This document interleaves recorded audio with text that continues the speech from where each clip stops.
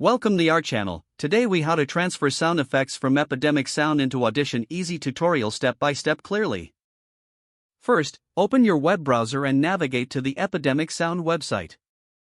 Log into your account using your credentials. Once logged in, click on the Music tab for a selection of audio tracks and sound effects. To find sound effects, navigate to the Sound Effects category. Browse through the available sound effects or use the search bar to find specific sounds. When you find a sound effect you like, click on it to view more details. Next, click the Download button, usually represented by a downward arrow. Select the quality of the sound effect you wish to download.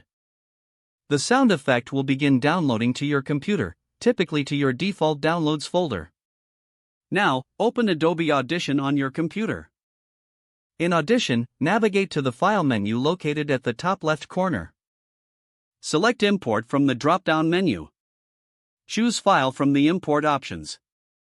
Locate the downloaded sound effect in your Downloads folder. Click on the file to select it, then press Open. The sound effect will now appear in the Files panel within Adobe Audition. You can now drag and drop the sound effect onto your audio track or timeline. Adjust the position and volume of the sound effect as needed within your project. Finally, save your project to ensure all your changes are preserved.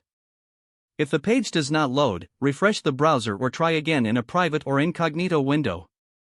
Make sure you are using the correct email address, then retype it carefully to avoid small typos. If your password is not accepted, use the Reset option and create a new strong password you can remember. Check your spam folder for verification or security emails, then complete any requested confirmation steps. Enable two-factor authentication if available to improve account security and reduce unauthorized access risk. After signing in, review your profile details so your contact information and settings are accurate and current. If you see an error message, note it down and try again after restarting your device and internet connection. Log out when you finish, especially on shared devices, to keep your account and payment information secure. If the page does not load, refresh the browser or try again in a private or incognito window. Make sure you are using the correct email address, then retype it carefully to avoid small typos.